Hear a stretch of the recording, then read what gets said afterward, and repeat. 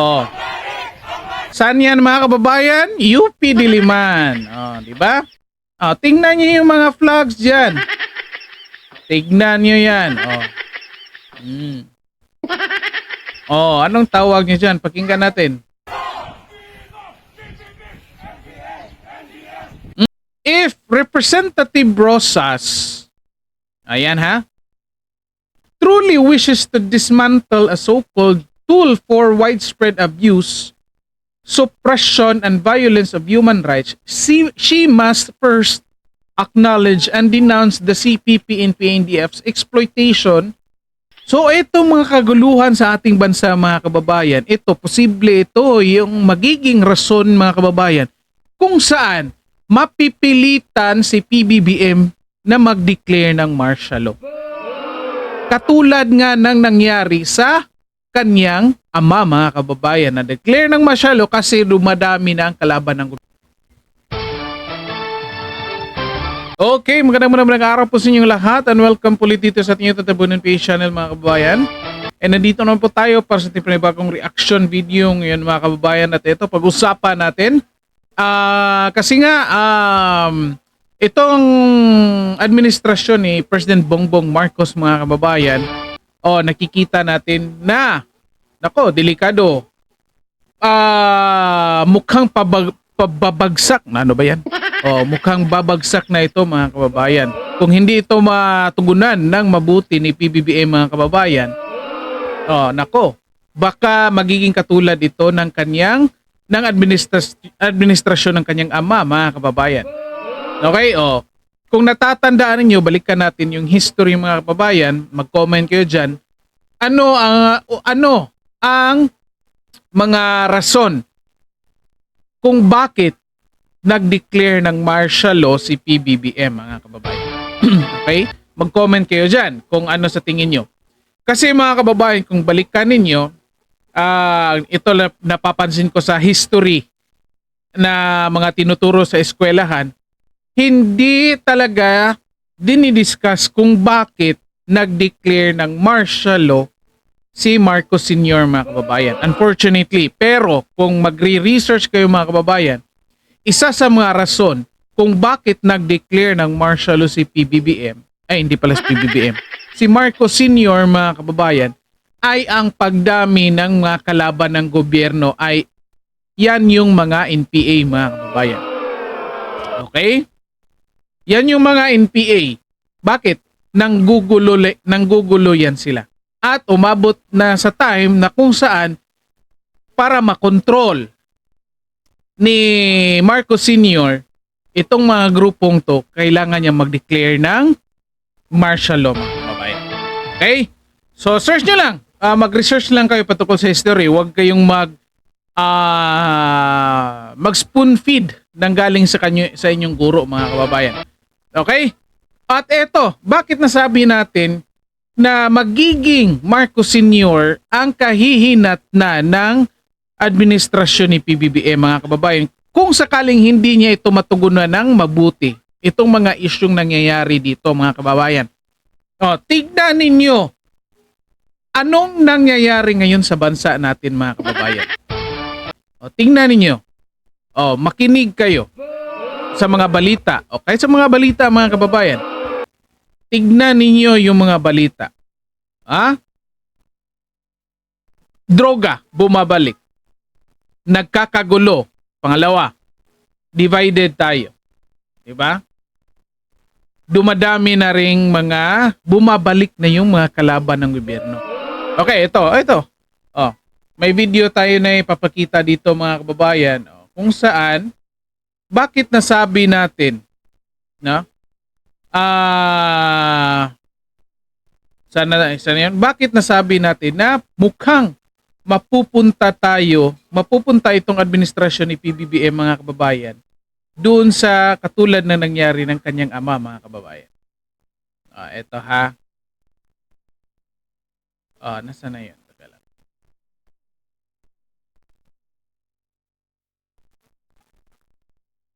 Teka lang. Nawawala yung video. Teka lang.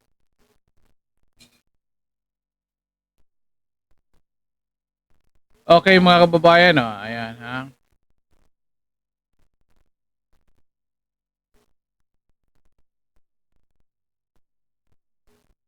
Oh, ayan, ayan. Oh, ayan. Ayan. Oh, tingnan nyo yan mga kababayan.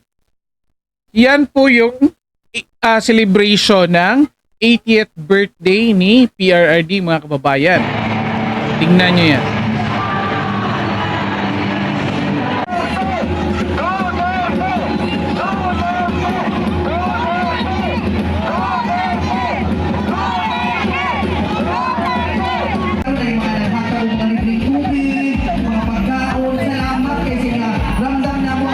Pasalamatan kayo si tatay sa inyo no? And happy kayo nakita. Okay? Yan ay pakita natin yan mga kababayan ha. Yan isang lugar lang yan mga kababayan. Davao lang yan. Of course, alam naman natin na gaano karaming supporters ni PRRD mga kababayan. Okay? Isang lugar lang yan, Davao. At yan sa celebration na 80th birthday ni PRRD mga kababayan, buong mundo po yan. Pati nga sa The Hague may celebration sila doon. Luzon, Visayas, Mindanao, nationwide, at buong mundo mga kababayan, kahit saang lugar merong selebrasyon. Anong ibig sabihin yan? Nakasuporta yan kay PRRD at nagagalit sa ginawa ng Marcos administration ni PBBM doon sa pag-surrender kay PRRD na illegal doon sa ICC mga kababayan. Okay? Sinong may pakana nito? Well, hindi natin talaga masasabi kung si PBBM bang may pakana nito sa pag-aresto kasi sinasabi nila na rumisponde lang sila sa arrest warrant ng ICC. Okay. Yet, ito nakikita natin kung sino ang namumuno dito mga kababayan. Ayan. Hindi siya, of course. Yet yung grupo nila mga kababayan. Hindi natin tinatanggalan ng karapatan to mga tao na maghanap ng hustisya. Okay? Yet mga kababayan, kitang-kita na or klarong-klaro dito na itong mga grupo nila ay ginagamit yung tinatawag nating alleged victims ng war on drugs mga kababayan para unang-una pabagsakin yung administrasyon ni PRRD na hindi naman nila nagawa na nangyari, and yet eto na naman mga kababayan. Gusto nila talaga makulong si PRRD kaya hindi sila satisfied doon sa mga pulis na nakulong na nakasuhan dahil may ginawang krimen. Okay? Na hindi naman talaga pinag-utos ni PRRD. Yet, ang gusto ng mga grupong ito mga kababayan ay talagang pabagsakin yung gobyerno natin. Okay, kaya, anong nangyari? Tignan nyo. Napakulong si PRRD. Alam nila na maraming supporters si PRRD. Alam nila na magagalit yung mga supporters ni PRRD dahil doon sa pag-surrender kay PBBM. Pag-surrender kay PRRD sa ICC ng PBBM administration. Kaya anong ginawa nila? Expected nila na maggagawa ng or lalabas sa daan yung mga tao. Anong ginawa niyang grupo na to? Ayan, lumabas din sila mga kababayan. Anong ibig sabihin yan? Yan ang mga tunay na biktima. Biktima ang pamilya ng mga EJK victims na nawalan ng kaanak, nawalan ng mahal sa buhay, nawalan ng naghahanap buhay sa kanilang pamilya. Yan ang mga biktima. Marami pang mga biktima, mga kababaihan, mahihirap, manggagawa. Tingnan natin yung mga kababayan. Tingnan nyo yung mga flag. Ng Sandugo, isa rin pong makabayan, Senator Tignan nyo yung mga flag na yan mga kababayan, candidate. Assalamualaikum. Tingnan nyo yung nakalagay dyan, Duterte panagutin, Marcos singilin, di ba? Itong mga grupong to mga kababayan, wala itong pakialam. Ito gusto talaga nila, pabagsakin yung gobyerno. Kaya nakikita nilang advantage dito na magagalit yung mga tao kay PBBM kapag may gagawin sila kay PRD. Ito na nga nangyayari na at ito nag-take advantage sila sa gulo mga kababayan. Kalain nyo yan? O, ganyan yung ganyan itong klase mga taong to. Ayan. po sa inyong lahat.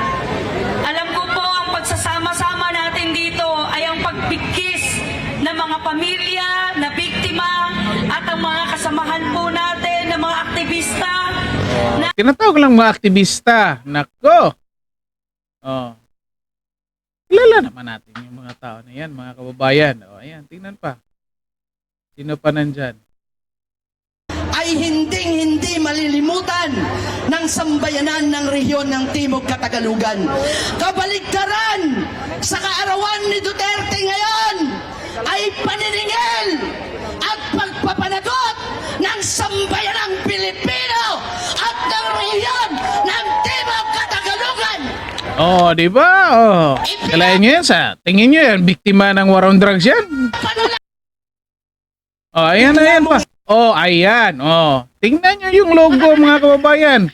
Tingnan nyo yung uniform. Oh. Executive Order 70. Sinalanta tayo ng papatinding de facto martial law na ipinagpapatuloy ni Marcos Jr. sa kasalukuyan. Ibig sabihin, bagamat hindi hayagang deklarado, damang-dama ng taong bayan ang pasistang lagim ng administrasyon na nagdadala ng militarisasyon sa kanayunan at mga komunidad, red tagging, at iba't ibang paglabag sa Ayaw din lang ring tagging mga kababayan. Oh, bakit di kayo mag-file ng kaso? Oh, doon sa mga nag-red tag sa inyo. Oh, di ba? Kasi alam or malalaman ng mga tao na talaga may connection kayo. Oh, ayan mga kababayan. Oh. Nako, ito pa. Senador pala, kandidato ng pagka-senador pala ito. dito sa ating lipunan. Oh, ayan. Kaya itigil-tigil nyo yung inyong makahambugan. Maliban sa mga biktima ng peking war on drugs at mga inosente sibilyan na damay dito. Sa tingin niyo yan mga kababayan? Anong masasabi niyo? Mag-comment kayo dyan. Yan, isa pa lang yan ha. Isa pa lang yan. May papakita pa akong video mga kababayan. May papakita pa tayong video. Alisin mo na kasi pinapakita nila, wag lang natin tapusin yan. Ayan. Meron pa tayo dito. Ayan. Kasi nga nangyayari na ito. May rally yung mga sumusuporta kay PRRD, sinabayan ng mga grupo na to mga kababayan. So ano ibig sabihin yan? Kung hindi ito mapansin talaga ni PBBM mga kababayan, ako delikado yung administrasyon niya. Again, hindi tayo nagdarasal, hindi natin gugustuhin na magkakagulo yung administrasyon or babagsak yung administrasyon ni PBBM mga kababayan. Okay? Yet ito kung hindi niya ito mapansin, kaya na pinag-usapan natin dito ngayon, kung hindi niya ito mapansin na talagang itong mga grupong to ang nagdadala ng gulo, nako, delikado yung administrasyon niya. Meron pa namang 2 taon natitira mga kababayan. Ito pa, may papakita pa kong video. Ito ha. Yan.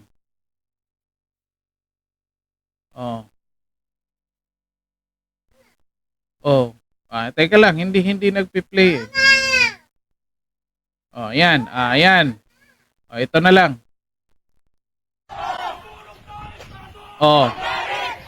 Saan yan mga kababayan? UP Diliman. Di ba? Tingnan niyo yung mga flags diyan. Tignan niyo yan. Anong tawag niyo diyan? Pakinggan natin.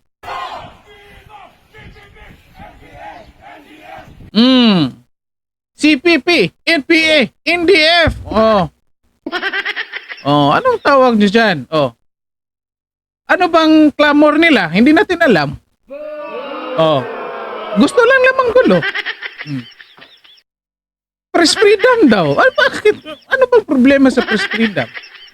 Ang binabanatan yung mga DDS vloggers lang naman, hindi naman kayo kasali. Wala namang blocking sa press freedom. Yung mga DDS vloggers, binabanatan kasi ayaw nila na ayaw ng mga kongresista na mga pinagsasabi na namin. Yet ito, nanggugulo.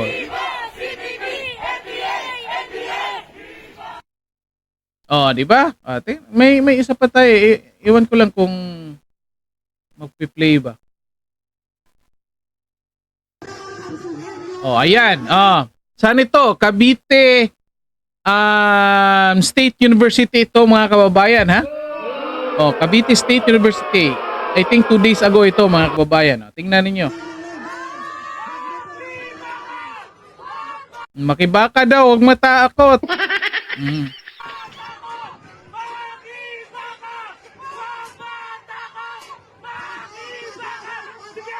Tingnan nyo yung flag, mga kababayan. Yung blue na flag, Ano yan? Ano yan? Kaninong flag yan? Anong grupo yan? Di ba? Ano yan? Sasabihin nilang nako, red tagging yung ginagawa ninyo. Ayan tayo yan.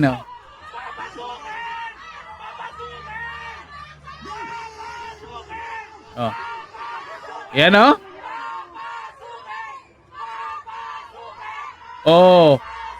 Ayan yung mga flag. Tingnan nyo ano nakasulat dyan?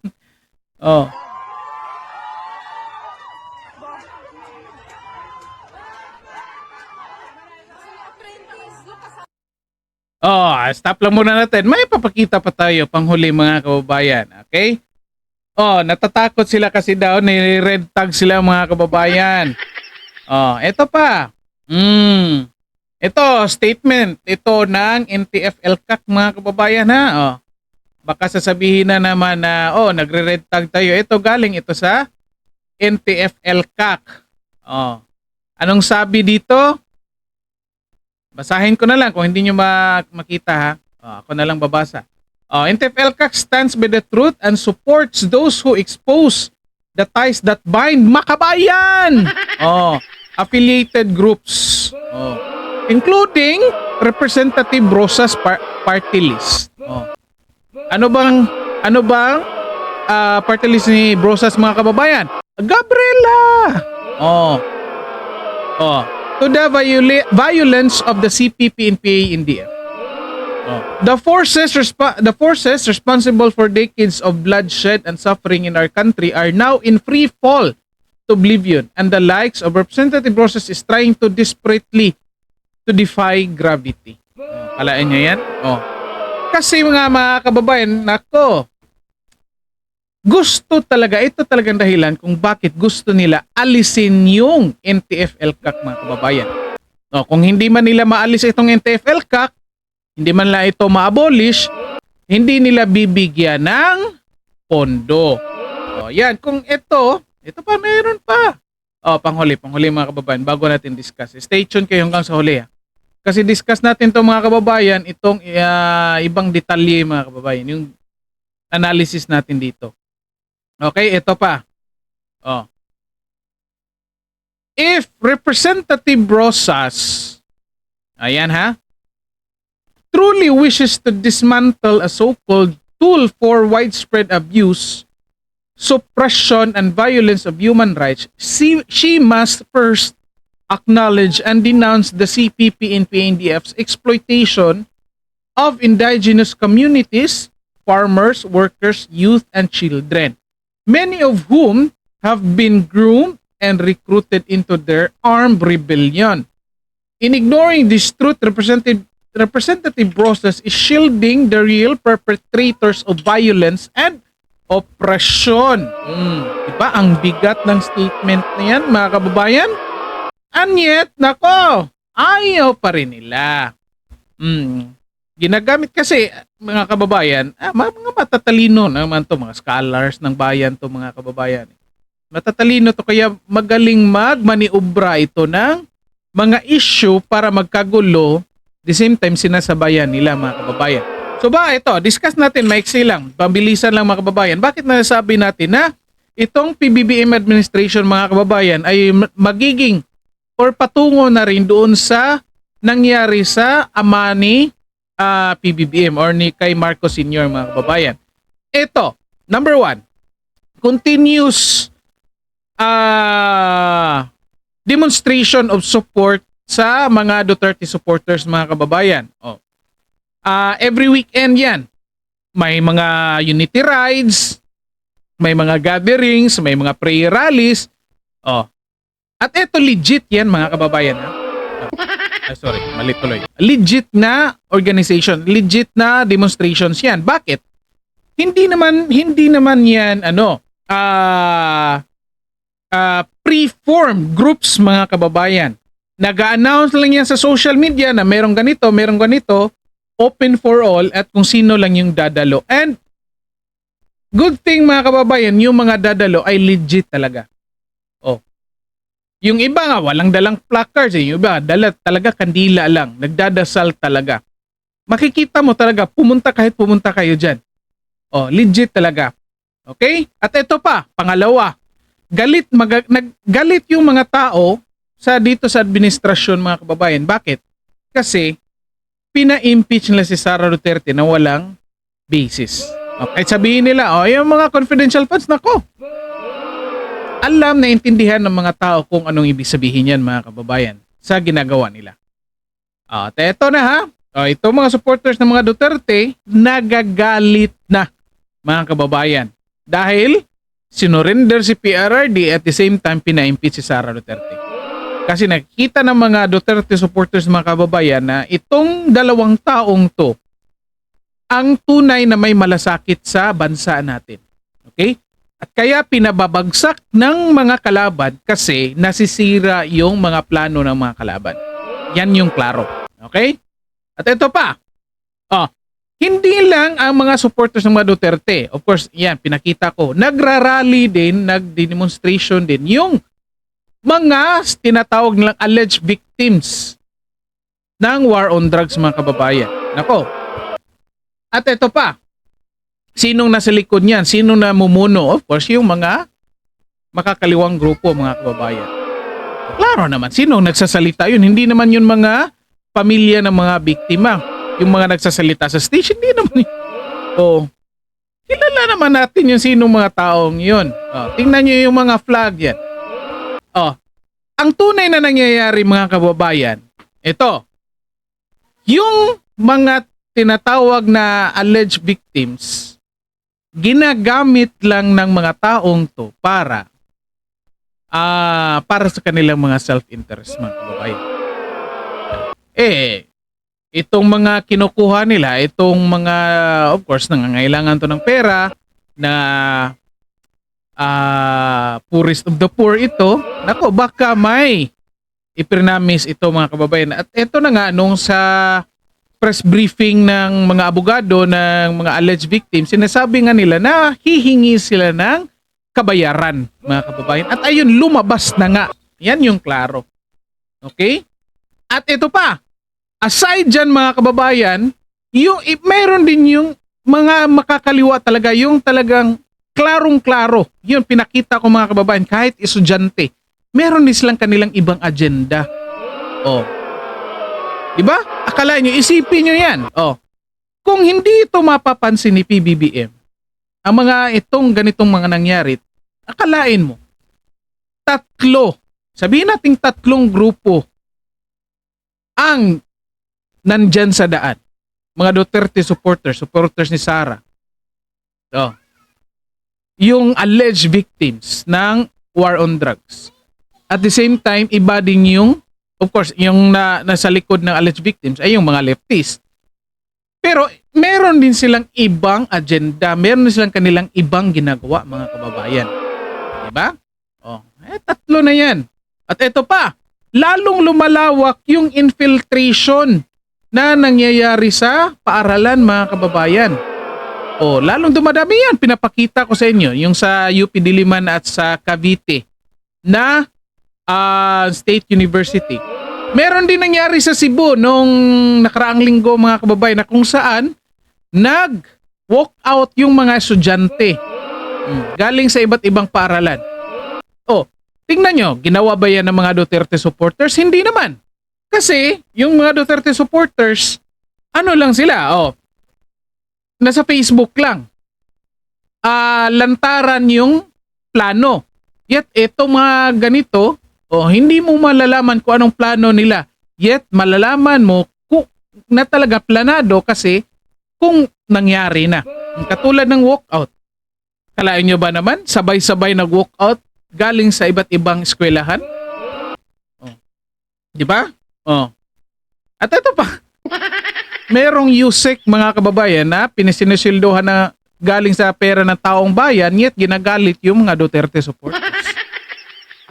At ito, panghuli mga kababayan, korupsyon sa 2025 budget at sa PhilHealth mga kababayan.